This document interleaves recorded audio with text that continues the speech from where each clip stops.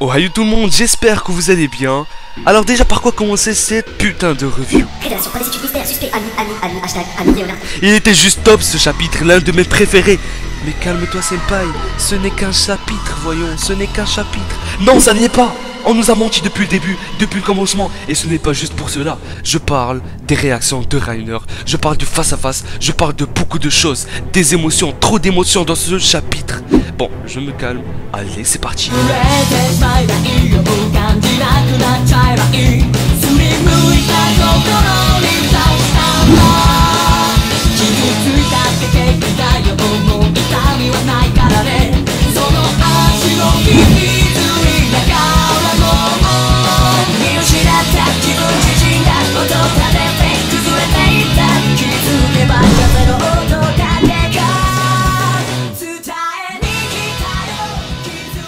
Le chapitre commence par la suite du flashback lorsque Bertolt parlait du vieil homme qui s'était suicidé. Je vous remets la scène d'avant pour que vous vous situiez. Quand il disait qu'il faisait toujours le même rêve sur cet homme et se demandait pourquoi avant de se suicider, il nous a dit ces choses. Quelles sont ces choses? Bon, Reiner lui dit « Je pense qu'on ne le saura jamais ». Bon, nous aussi on sait même pas de quoi il parle pour l'instant. Bertolt s'avance avec un « Je crois qu'il voulait être jugé par quelqu'un ». Retour au présent, Reiner face à Eren.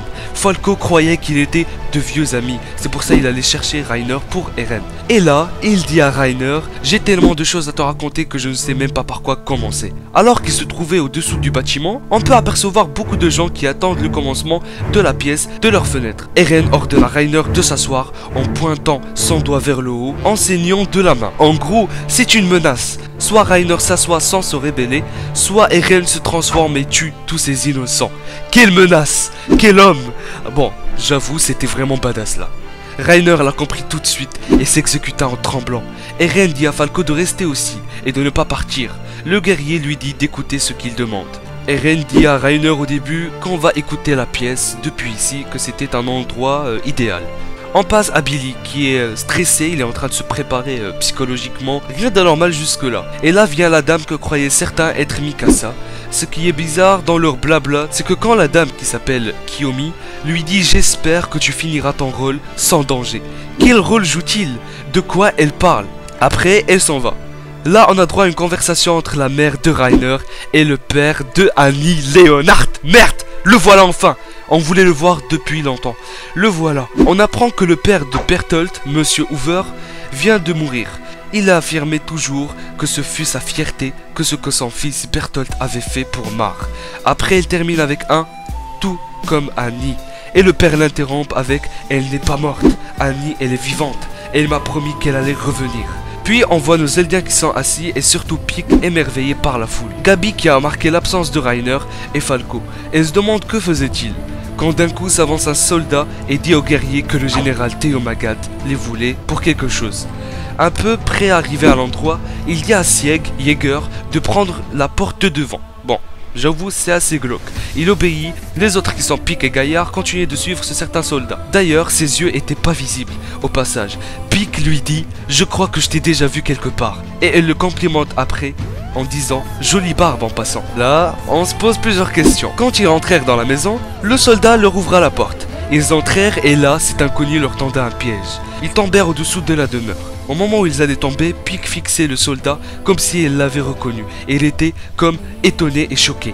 Et on nous a montré ses yeux. Ça ne peut être que Armin ou Jean. En plus, je pense que la barbe est un indice. Ça peut être Jean car Pieck l'a déjà croisé à Shiganshina. Ou bien Armin car niveau yeux il y a une ressemblance. Et peut s'être coupé les cheveux aussi. Ou bien même, allons plus loin, ça peut être Connie. Oui, 4 ans sont passés, Connie a dû grandir et s'est laissé pousser les cheveux. Mais si on se base sur la forme de la tête, on dira que c'est pas lui. À part ces trois là, je ne vois pas qui serait-ce. Avant d'attaquer l'histoire, la vraie histoire sur la grande guerre des titans, j'ai trop aimé les réactions de Reiner. Il demanda à Eren comment était-il venu ici. Eren lui répondit en le fixant. C'est ça ce que tu veux me poser en premier? Étant mort à l'intérieur, Reiner lui demande « Pourquoi es-tu là ?» Jäger lui dit « Comme toi ». Et là, Reiner commence à trembler. On dirait il est traumatisé. Trop d'émotions, putain, en répétant la même question. « Pourquoi es-tu là ?» Eren lui dit calmement « Que dis-tu? Tu m'as pas entendu ?» Et là, il crie « Comme toi, je n'y peux rien, je suis là, comme toi ». Vraiment, mais là, je me pose plusieurs questions. Durant ces 4 années à l'île du paradis, que s'est-il passé, bordel de merde? Eren a tellement changé, mais juste regardez comment il parle. Bon là, on passe à ce qu'a dit Billy Tybur. La vérité sur la grande guerre des titans. Le héros qui a arrêté cette guerre n'est pas Elos, le tueur de titans, mais bel et bien le roi Fritz, plus précisément Karl Fritz, qui a voulu établir la paix et sauver le monde. Elos n'était qu'une invention créée par la famille Tybur. Tout le monde était choqué. Les généraux Mars se demandaient pourquoi révèle-t-il quelque chose comme ça ici devant tout le monde. C'est vrai que c'est suspect. Ce qui veut dire que pendant tout ce temps, les Eldiens détenus chez les Mars haïssaient les autres sur l'île du paradis pour rien. Il n'y avait aucun danger.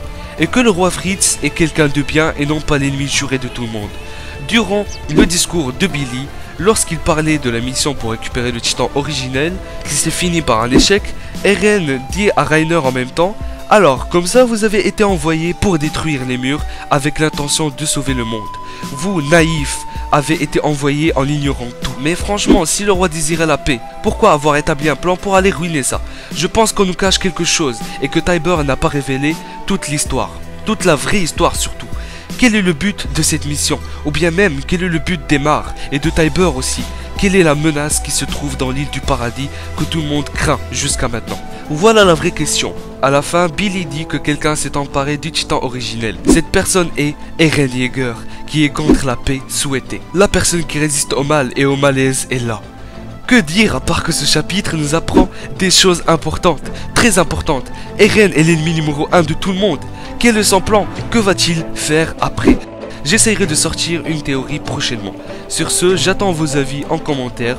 On vient d'atteindre les 1000 abonnés. C'est un nombre qui fait plaisir. Arigato tout le monde. Je vous lâche un énorme acquis de roi dans la gueule. Et à la prochaine.